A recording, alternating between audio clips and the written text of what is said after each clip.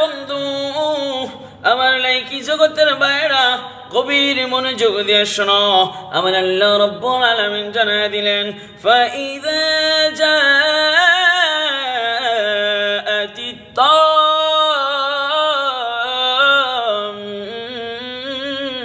তাম্মাতুল কুবরা। আল্লাহ রাব্বুল আলামিন বলে আমার বান্দা বান্দি শোনো, যেই দিন মহাসংকট আসবে, যেই দিন মহাপ্রলয় আসবে, ওই দিন বাঁচার কোনো উপায় থাকবে না। ওই দিন তোমাদের জন্য কষ্টদায়ক হয়ে যাবে, তোমাদের জন্য তিক্তদায়ক হয়ে যাবে অনির্দিষ্ট কালের জন্য। কানা মিকদারুহু 50 আলফ সানা, কিয়ামতের একদিন হবে 50,000 বছরের সমান। রাসূল বলেন কানা মিকদারুহু 50 আলফ সানা, কিয়ামতের একদিন হবে 50,000 বছরের সমান। সুতরাং ওই দিন তোমাদেরকে অনির্দিষ্ট কালের জন্য দাঁড়ায় থাকতে হবে হিসাব দেওয়ার জন্য। ফাইযা জাআতিত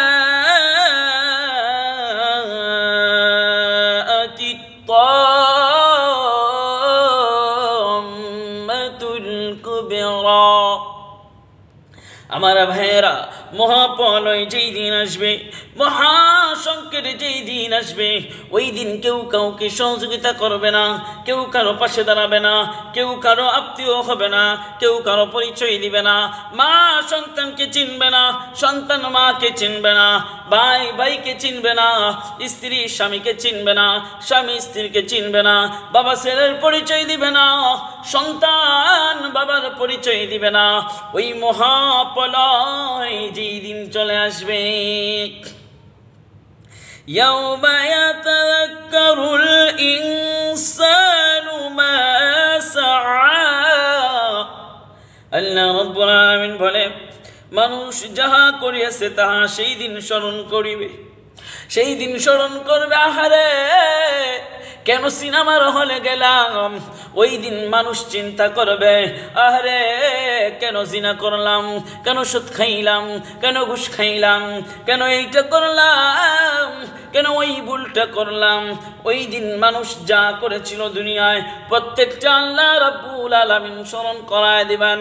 আর সে চিন্তা করবে আর বলবে ওই দিন কেন নামাজ পড়লাম না, ওই দিন কেন রোজা রাখলাম না, ওই দিন কেন আল্লাহকে ডাকলাম না, ওই দিন কেন গুনাহ মুক্ত জীবন করলাম না।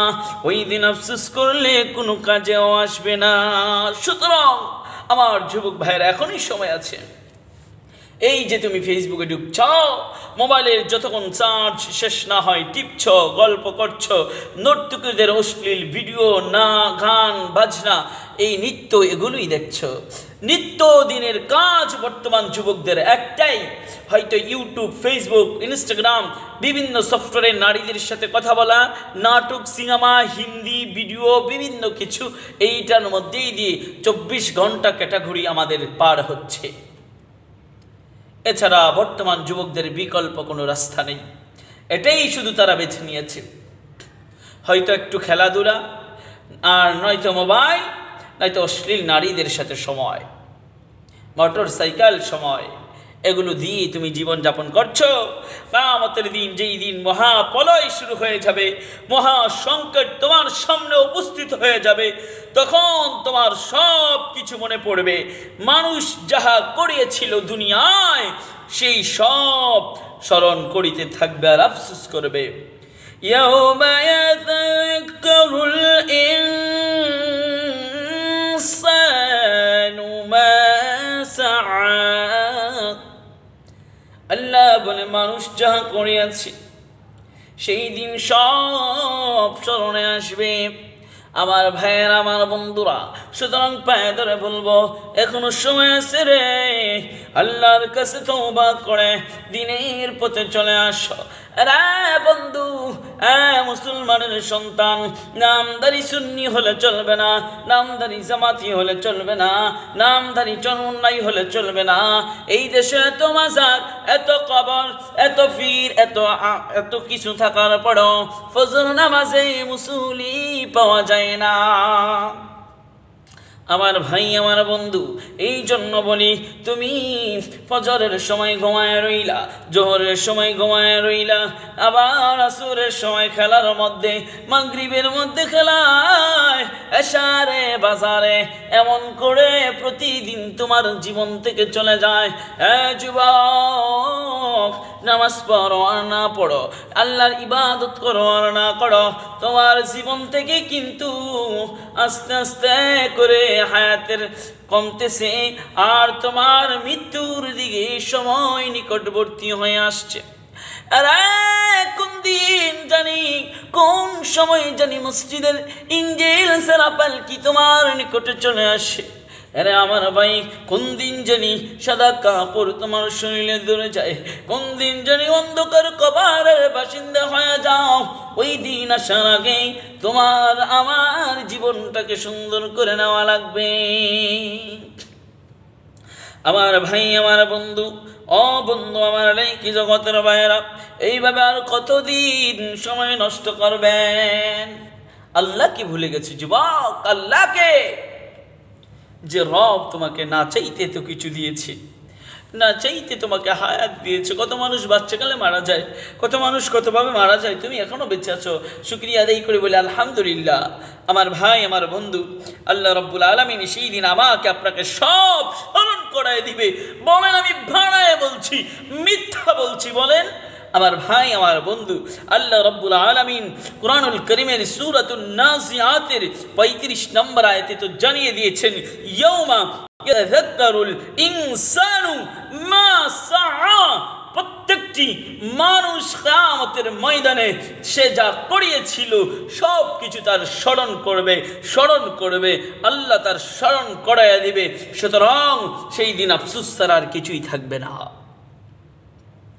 আমার ভাই আমার বন্ধু, আল্লাহ রাব্বুল আলামিন বলেন, ওয়াবুইযাতিল জাহিমু লিমান ইয়ারা, ওয়াবুইযাতিল জাহিমু লিমান ইয়ারা। আমার ভাই আমার বন্ধু, আল্লাহ রাব্বুল আলামিন বলেন, এবং প্রকাশ করা হইবে জাহান্নাম। আমার ভাইয়েরা, আল্লাহ রাব্বুল আলামিন সেই দিন জাহান্নামকে প্রদর্শন করবেন আমাদের জন্য জাহান্নামকে প্রদর্শন করবেন। মুসলমানের সন্তান, সেই দিন জাহান্নাম থেকে বাঁচার কোনো উপায় থাকবে না। فأما من طغى,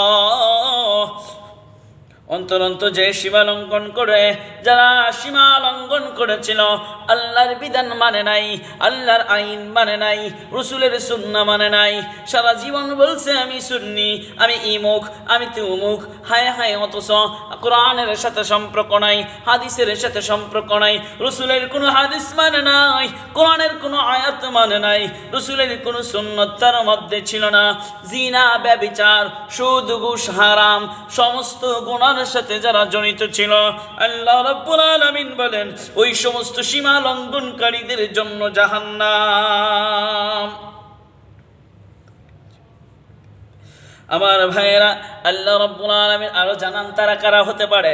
ওয়া আসারুল হায়াতাদ দুনিয়া, তারা হলো ওই সমস্ত মানুষ যারা প্রাথমিক জীবনকে অগ্রাধিকার দেয়। এখন তো আমরা তাই করি, নিজেদের প্রাথমিক জীবনকে অগ্রাধিকার দেই, মন যা চাই তাই করে। হায় হায়, আমার কাজ শেষ হলে সময় পাইলে নামাজ পড়বো, নয়তো পড়বো না। আমার কাজ স্কুলের পড়ালেখা, আমাদের সন্তানদের স্কুলের পড়ালেখা শেষ হইলে সময় থাকলে আরবি পড়বে, নয়তো পড়বে না। স্কুলের পড়ালেখা শেষ হইলে কোরআন শিখবে, তো নয়তো শিখার প্রয়োজন নেই, সময় হলে শিখবে, নয়তো শিখবে না। আগে স্কুলের ইংরেজি পড়তে হবে, বাংলা পড়তে হবে, গণিত পড়তে হবে, ইংরেজি পড়তে হবে। আল্লাহ বলে, বান্দা শোনো, ওয়া আসারুল হায়াতাদ দুনিয়া, যারা প্রাথমিক জীবনকে অগ্র অধিকার দেয়, যারা দুনিয়ার জীবনকে অগ্র অধিকার দেয়, যারা দুনিয়ার জীবন অনুযায়ী নিজেকে বিলিয়ে দেয়, মন যা চায় তাই করে, মন চায় সিনেমা দেখতে তাই দেখে, মন চায় নাটক দেখতে তাই করে, মন চাই ঘুষ খাইতে তাই খায়, মনে যা চায় তাই করে, মনে যা চায় তাই করে, দুনিয়ার জীবনকে অগ্রাধিকার দেয় আর আখিরাতের জীবনকে অগ্রাধিকার দেয় না। আমার ভাইয়ের, আমার বন্ধুরা, তারা কোথায় যাবে জানেননি? আল্লাহ রাব্বুল আলামিন বলেন, ফাইন্নাল জাহিমা হিয়াল মাওয়া। আল্লাহ রাব্বুল আলামিন বলেন, জাহান্নামই হবে তাহার আবাসস্থান, বসবাসের স্থান, থাকার স্থান। আল্লাহ রাব্বুল আলামিন বলেন, ফাইন্নাল জাহিমা হিয়াল মাওয়া। তাদের জন্য জাহান্নাম হলো তাদের জায়গা, থাকার জায়গা। জাহান্নাম হবে তাদের থাকার জায়গা, জাহান্নাম হবে তাদের থাকার জায়গা। বলেন নাউজুবিল্লাহ। এখন আমরা এক কথায় বুঝতে পারলাম কি? এক কথায় বুঝতে পারলাম আমার ভাই, আমার বাবা, যারা দুনিয়াকে প্রাধান্য দিবে, যারা জীবনের দুনিয়ার মানুষকে প্রাধান্য দিবে, যারা দুনিয়াকে প্রাধান্য দিবে, যারা আখিরাত প্রাধান্য দিবে না, যারা নিজের মন চাহে মতো চলবে, মন যা চায় তাই করবে, আল্লাহ রাব্বুল আলামিন বলেন, ফাইন্নাল জাহিমা হিয়াল মাওয়া। আল্লাহ রাব্বুল আলামিন বলেন, ওই সমস্ত মানুষগুলোর স্থান হবে জাহান্নাম, জাহান্নাম হবে তাদের বাড়ি, জাহান্নাম হবে তাদের ঘর। ফাইন্নাল জাহিমা হিয়াল মাওয়া। তাদের জন্য জাহান্নাম রাখা হয়েছে, তাদের জন্য জাহান্নাম রাখা হয়েছে। সুতরাং বাঁচার কোনো উপায় নাই। আজকে আমাদের সমাজে, গ্রামগঞ্জে, শহরে, বন্দরে সবচেয়ে বেশি গুরুত্ব দেয় মানুষ দুনিয়াকে, আখিরাতকে নয়। মা বাবা থেকে শুরু করে দাদা দাদি, নানা নানি, কাকা কাকি, চাচা চাচি, খালা খালু, সবাই শুধু বাংলা ইংরাজি দুনিয়ার ক্ষেত্র আগে শেখাতে হবে। মা বাবা ভাবে কি সন্তানটা কোরআন না শিক্ষা কোনো অসুবিধা নাই, সন্তান কোরআন না শিখলে কোনো অসুবিধা নাই, বাংলা ইংরেজি শেখাই লাগবে, শিক্ষিত হওয়াই লাগবে, কারণ সরকার চাকরি করবে। মা বাপগুলো পায়ের উপর পা তুলে খাবে। অথচ শিক্ষিত সমাজ আজকে বেশিরভাগই শিক্ষকদের মা বাবা যারা উচ্চ শিক্ষা অর্জন করেছে, তাদের বেশিরভাগ মা বাবা বৃদ্ধাশ্রমে। এই জন্য বাবা গভীর মনোযোগ দিয়ে শুনেন, শিক্ষা বাড়ছে তো মানুষ নাস্তিক বাড়ছে, শিক্ষা বাড়ছে তো মানুষ মুনাফিক হচ্ছে। শিক্ষা যত বাড়ছে, জ্ঞান যত মানুষ অর্জন করছে, তত মানুষ বেঈমান মুশরিক হচ্ছে। যত শিক্ষা গ্রহণ করছে, তাসলিমা নাস্তিনের সাথে যোগ দিচ্ছে, যত বেশি শিক্ষা গ্রহণ করছে, শাহবাগী নাস্তিকদের সাথে যোগ দিচ্ছে। যত মানুষ শিক্ষিত হচ্ছে, মা বাবার অবাধ্য হচ্ছে। যত মানুষ শিক্ষিত হচ্ছে, তত মানুষ অভদ্র হচ্ছে। যত মানুষ শিক্ষিত হচ্ছে, তত অহংকারিত্ব বাড়ছে। যত মানুষ শিক্ষিত হচ্ছে, তত সমাজে ফিতনা বাড়ছে। যত সমাজে শিক্ষা বাড়ছে, তত ভাই বোন ঝগড়া বাড়ছে। যত সমাজে শিক্ষা বাড়ছে, তত মা বাবার সাথে দ্বন্দ্ব শুরু হয়েছে। যত সমাজে শিক্ষা গ্রহণ বেশি করেছে, সেই সমাজের মধ্যে ভাই ভাইয়ের মধ্যে দ্বন্দ্ব, ভাই ভাইয়ের মধ্যে দ্বন্দ্ব, মা বাবার মধ্যে দ্বন্দ্ব, স্বামী স্ত্রীর মধ্যে দ্বন্দ্ব। যেই সমাজের মধ্যে শিক্ষা, ওই সমাজের মধ্যে স্বামী স্ত্রীর মধ্যে তালাক হচ্ছে বেশি। শিক্ষা বাড়ছে, স্বামী স্ত্রীর মধ্যে তালাক বেশি। শিক্ষা বাড়ছে, ঘর সংসার ভাঙছে। শিক্ষা বাড়ছে, মা সন্তানের সাথে ঝগড়া দ্বন্দ্ব হচ্ছে। শিক্ষা বাড়ছে, এক কথায় যত মানুষ শিক্ষিত হচ্ছে, তত সমাজে ঝামেলা হচ্ছে। এই জন্য আমার ভাই, আমার বন্ধু, আগেকার মানুষগুলো শিক্ষিত ছিল না। ওলামাই কেরাম, দিনদার ওলামাই কেরাম, হক্কানি ওলামাই কেরাম যেইভাবে বলতেন, সে অনুযায়ী আমল করতেন। এত ঝামেলা, ফিতনা, ফাসাদ সৃষ্টি করতেন না। তারা সাধারণভাবে জীবন যাপন করে চলতেন। এই জন্য অনেকে বলে গামছা পরা আর লুঙ্গি পরা। কতগুলো যুবক মিলে এনেছে স্বাধীনতা, আর টাই পরা আর শিক্ষাওয়ালা, কলম ধরনেওয়ালা দেশটাকে করছে নষ্ট। আমার ভাইয়েরা, তারা কেমনে জানি ভনায় বলে, আমি সেটা না পারলেও বুঝাইতে পারছি কিনা আমার জানা নাই। আমি আবারও বলছি, আমার ভাইয়েরা, সহজ সরল গামছা পরা মানুষগুলো আনছেন স্বাধীনতা, আর টাই পরা শয়তানগুলো দেশটার মধ্যে মারামারি, কাটাকাটি, যত অশ্লীলতা, যত অসভ্যামি, সব কিছু দ্বন্দ্ব শুরু করেছে তারা। এই জন্যে শিক্ষা। আজকে মানুষ দুনিয়ার শিক্ষাকে গুরুত্ব দেয়। এক কথায় দুনিয়ার শিক্ষাকে যতই গুরুত্ব দিবে ততই ফিতনা বাড়বে, কারণ ফিতনা না করলে তারা জাহান্নামে যাবে কি করে? আল্লাহ তো বলছে যারা আখিরাতের দুনিয়া ছেড়ে দুনিয়ার জীবনকে প্রাধান্য দেয়। বলেন হুজুর বানায় কইছেন আপনি বানায় কইছেন? বলেন আল্লাহ বলেন ওয়া আসারুল হায়াতাদ দুনিয়া, বলেন হুজুর বানায় কইছেন। এরা বন্ধু আল্লাহ বলে যারা পার্থিব জীবনকে, নিজেদের জীবনকে, দুনিয়ার জীবনকে অগ্রাধিকার দেয়, ফাইন্নাল জাহিমা হিয়াল মাওয়া, তারা নিঃসন্দেহে জাহান্নামে যাবে। তাদের স্থান হবে জাহান্নাম, তাদের থাকার স্থান হবে জাহান্নাম। এই জন্য আমার ভাইয়েরা দেখেন দর্শন বাড়ছে, যত শিক্ষিত সমাজ হচ্ছে তত দর্শন বাড়ছে। মা ছেলের মধ্যে, মা ভাই বোনের মধ্যে, বাবা ছেলের মধ্যে, বাবা মেয়ের মধ্যে, এগুলোই তো সমাজে হচ্ছে এখন। এ হলো শিক্ষিত সমাজ। হ্যাঁ, যেই সমাজে কোরআন নেই, যেই সমাজে হাদিস নেই, যেই সমাজে ইসলাম নেই, যেই সমাজে, যেই ফ্যামিলিতে, যেই ঘরে, যেই বাড়িতে কোরআনের ছোঁয়া নেই, ওই জায়গায় অশ্লীলতার ছোঁয়া দিয়ে ভরে আছে।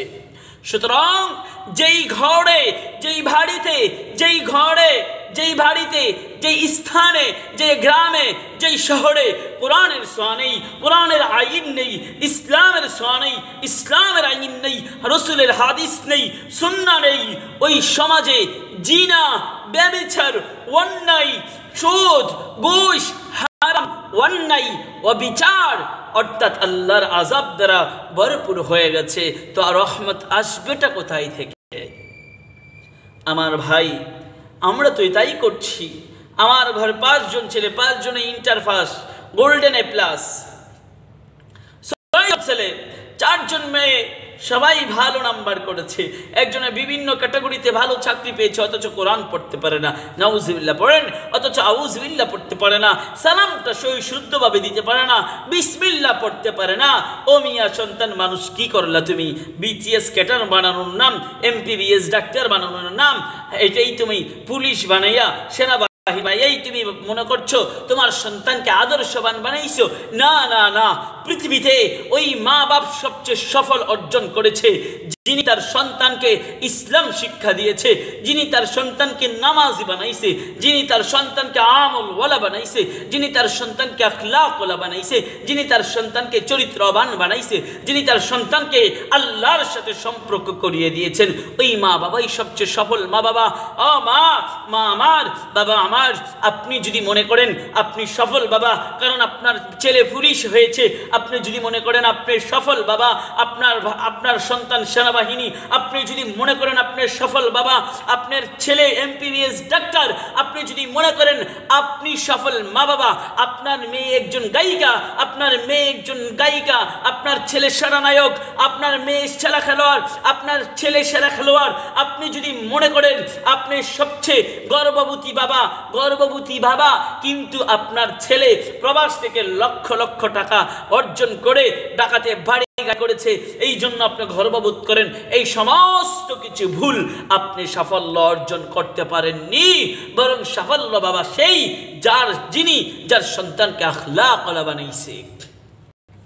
সুতরাং দুনিয়ায় ভারী ঘাড়ি টাকা পয়সা, ইঞ্জিনিয়ার, এমবিবিএস ডাক্তার সব কিছু বানানোই গর্ববোধ নয়। দিন শিক্ষা, আখলাক শিক্ষা দেন, এটার নামেই আপনি সাফল্য অর্জন করবেন দুনিয়া এবং আখিরাতে। আমার ভাইরা, বৃদ্ধাশ্রমগুলোতে গিয়ে দেখেন সবচেয়ে বেশি শিক্ষিতদের মা বাবা, ইঞ্জিনিয়ারের মা বাবা, আমার ভাইরা, ইঞ্জিনিয়ারের মা বাবা, শিক্ষিত ভাইদের মা বাবা, তাদের আত্মীয় স্বজন, তাদের সবচেয়ে বেশি বৃদ্ধাশ্রমে বসবাস করছে। ঢাকা বিশ্ববিদ্যালয়ের আব্দুল আউয়াল, যিনি 40 বছর সম্মানের সাথে শিক্ষকতা করেছেন, ওই লোকটা আজকে বৃদ্ধাশ্রমে তার ছেলেদের একটা পরীক্ষা দেওয়ার জন্য সন্তানের 52 লক্ষ টাকা যিনি দিয়েছেন সন্তানের এক পরীক্ষার জন্য, ওই বাবাটাই আজকে বৃদ্ধাশ্রমে। সুতরাং আমরা দুনিয়াকে সাপোর্ট করছি, সুতরাং আমরা দুনিয়াকেই প্রমোট করছি, আমরা দুনিয়ার দিকেই ধাবিত হচ্ছি। আখিরাত আমাদের সময় হলে করব, নয়তো করব না, এমনটাই আমরা ভেবে রেখেছি। আজকে কয়জন প্রবাসী নামাজ পড়ে? ও মিয়া, তুমি প্রবাস কেন করো? তুমি প্রবাসে কেন আছো? তুমি দুনিয়া সুন্দর করার জন্য আছো, দুনিয়া সুন্দর করার জন্য আছো। তোমার সব